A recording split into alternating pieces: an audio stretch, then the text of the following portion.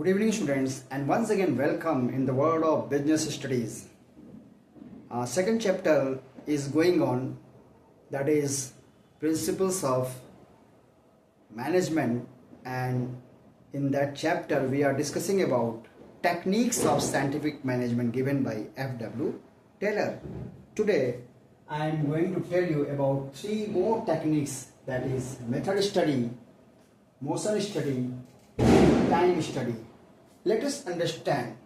I will focus on two things.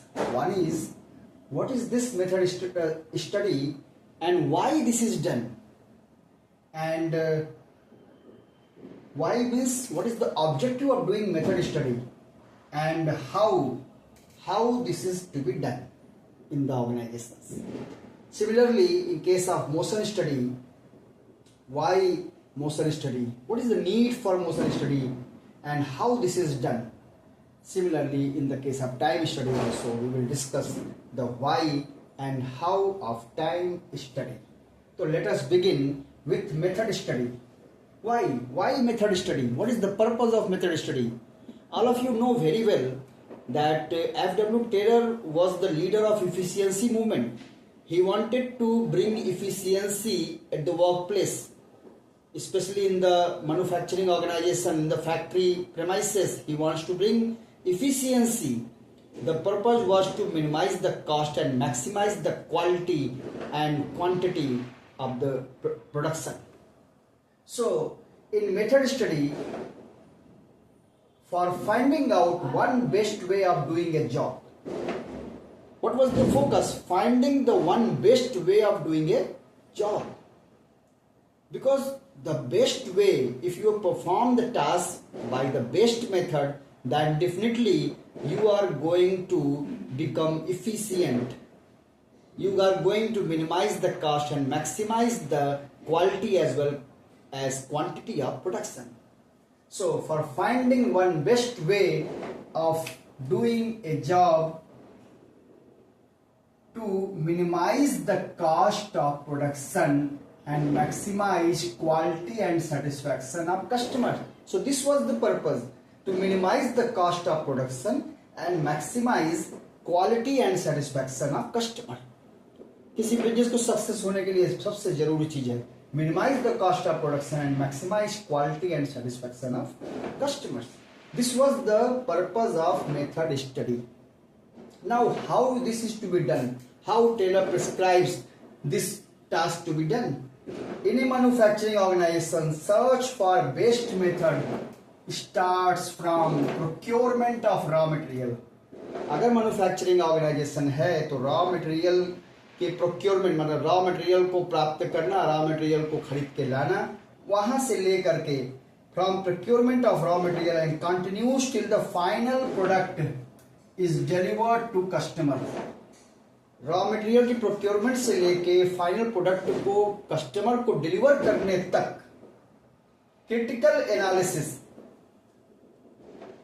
तो in manufacturing organisation search for best method start from procurement of raw material. मतलब raw material भी अगर procure करने जा रहे हैं तो बेस्ट रॉ मटेरियल हमें प्राप्त करना है. प्रोसेसिंग कर रहे हैं तो बेस्ट मेथड से प्रोसेसिंग करना है.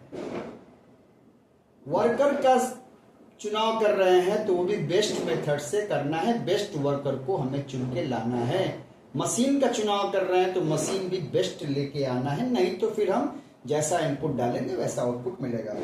सो in a manufacturing organisation search for best method start from procurement of raw material and continues till the final product is delivered to customer.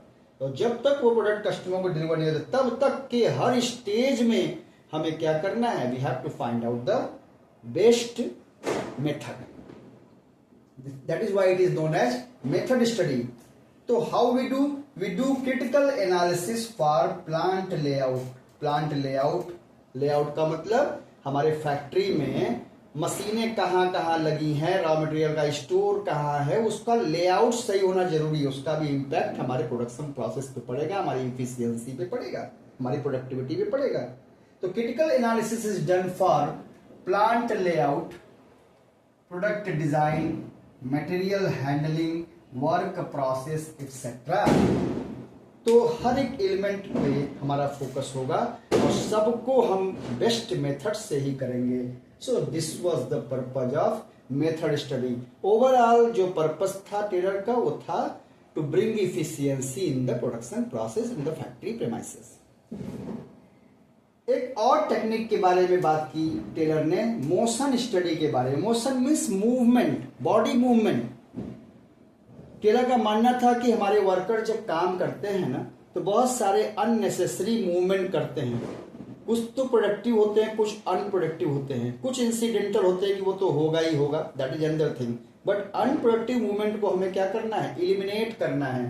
तो for finding out and eliminating unproductive movements of workers, जब workers काम कर रहे हैं तो वो कौन से अनप्रोडक्टिव मूवमेंट कर रहे हैं उसको एलिमिनेट करना, जिससे कि हमारा प्रोसेस जल्दी से संपन्न हो, हमारा जो वर्कर है वो ज़्यादा थके भी ना और हमारा काम अच्छे से हो जाए, समय से हो जाए, हमारी प्रोडक्टिविटी इससे इंक्रीज होगी।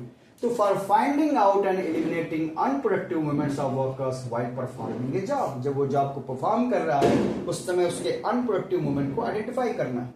It saves time and increases the production, time बचाएगा, प्रोडक्शन को बढ़ाएगा। कैसे करेंगे? By using camera, stop watch etcetera, close examination of body movements is done. Worker के बॉडी मूवमेंट को हम एग्जामिन करेंगे और फाइंड आउट करेंगे कि कौन सी चीजें प्रोडक्टिव वो कर रहा है, कौन सी चीजें इंसिडेंटल। इंसिडेंटल होने का मतलब कि वो तो होगा ही होगा। एंड अनप्रोडक्टिव मूवमेंट्स, और कौन से अनप्रोडक्टिव मूवमेंट्स है इसको हम फाइंड आउट करते हैं और फिर वहां पे हम सुधार लाने की कोशिश करते हैं ताकि अनप्रोडक्टिव वेस्ट ऑफ टाइम जो हो रहा है that's is to be eliminated. So इससे भी हमारा प्रोडक्टिविटी बढ़ेगा और हम इफिशियंसी की ओर बढ़ेंगे। तीसरा जो टेक्निक बताया टेलर ने that is time study. Time study, why it is done? To determine the standard time taken by your worker of reasonable skill to perform a well defined job. What is the standard time to perform a particular job? ये पता होना चाहिए किसी manager को। अगर उसको नहीं पता है तो वो कंट्रोल नहीं कर सकता चीजों को, अनप्रोडक्टिव चीजें होती रहेंगी और इफिशियंसी से हम काफ़ी दूर चले जाएंगे, हमारी प्रोडक्टिविटी घट जाएगी और हम इफ़ेक्टिव भी नहीं होंगे।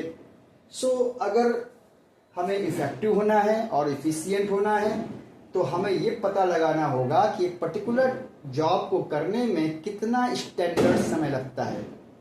सो टाइम स्टडी उसी पर्पज के लिए है, to determine the standard time taken by a worker of reasonable skill. एक वर्कर जिसके पास रीजनेबल स्किल है, जो एक स्टैंडर्ड स्किल्स होनी चाहिए वो है, वो जब काम कर रहा है तो कितने समय में कितना काम कर रहा है उसको हम रिकॉर्ड कर लेते हैं और उसी के आधार पर फिर हम जजमेंट करते हैं बाकी सभी वर्कर्स के लिए। So why time study? Because it will help in determining the standard time taken by a worker of reasonable skill to perform a well-defined job. It helps in determining the number of workers. इससे क्या फायदा होगा? आपको पता है कि हाँ एक स्टैंडर्ड वर्कर को इतना समय लगता है एक काम को करने में, तो टोटल काम करने में कितना समय लगेगा, कितने वर्कर की आवश्यकता होगी। It helps in determining the number of workers to be employed, कितने लोगों को हमें एम्प्लॉय करना है। एक टारगेट होगा कि ये एक कोई ऑर्डर आपको मिला है, इस ऑर्डर को हमें इतने दिनों में इतने तारीख तक पूरा करना है और हमारे पास कितने वर्कर हैं, इतने वर्कर हैं, तो कुल मिला के हमें कितना समय लगेगा, क्या हो पाएगा कि नहीं हो पाएगा। अगर अदर और वर्कर्स की आवश्यकता है तो हमें उसको एम्प्लॉय करना होगा। तो it helps in determining number of workers to be employed. और किस काम में मदद करता है? For framing suitable incentive scheme. अगर हम चाहते हैं कि समय से काम पूरा करना है और वर्कर्स को थोड़ा मोटिवेट करना है कि यदि आप इतना काम इतने समय में कर देंगे तो आपको ये इंसेंटिव मिलेगा, बोनस मिलेगा, तो उस इंसेंटिव स्कीम परफेक्ट होना चाहिए। ऐसा नहीं कि आपने बहुत नीचे का लेवल दे दिया तो उस इंसेंटिव का कोई मतलब नहीं, आपका नुकसान होगा। आपने ऐसा इंसेंटिव प्लान बनाया जो कि अनअचीवेबल है तो उसका भी कोई फायदा नहीं होगा, वर्कर उसको छोड़ देगा, उसको फॉलो ही नहीं करेगा। तो वो इंसेंटिव स्कीम ऐसा होना चाहिए जो अचीवेबल हो। तो वो कैसे हम बनाएंगे? जब हमें ये पता होगा कि एक स्टैंडर्ड स्किल वाले वर्कर को किसी काम को समाप्त करने में, पूरा करने में कितने घंटे का समय लगता है। तो for framing suitable incentive scheme and to determine labour cost, और लेबर कॉस्ट निकालने के लिए भी हम टाइम स्टडी का अध्ययन करते हैं। तो टाइम स्टडी भी इफिशियंसी मूवमेंट की तरफ एक प्रयास है टेलर का। कैसे करते हैं? Job is divided into series of elements. कोई जॉब को करने में हमने पहले ही बताया है, बहुत सारे स्टेप होते हैं, बहुत सारे उसमें एलिमेंट होते हैं, बहुत सारे उसके कंपोनेंट होते हैं। तो हर एक एलिमेंट को, हर एक कंपोनेंट को हम स्टडी करेंगे। Job is divided into a series of elements and time taken to perform element, और हर एक सेक्शन को, हर एक एलिमेंट को करने में कितना समय लगता है उसको हम रिकॉर्ड करते हैं with stop watch and other time measuring devices, और फिर उसके आधार पे हम कंट्रोल करते हैं चीजों को। So these are the 3 techniques: method study, motion study and time study. Method study for finding out one best way of doing a job. Critical analysis is done for plant layout, product design, material handling, work process, etc. Motion study is done, as the word used is motion, means movement, body movements. We have to study, observe the body movements of worker, and whatever unproductive movements are there, that we have to eliminate to achieve efficiency in production process. And time study to determine the standard time taken by a worker of reasonable skill to perform a well-defined job, so that we can find out the number of workers to be employed and to devise suitable incentive scheme and to determine labor cost. So these are the 3 techniques of scientific management that I told you today. I hope ki you have been able to understand, and this will help you in examination much, because in board examination techniques of scientific management is a very important topic.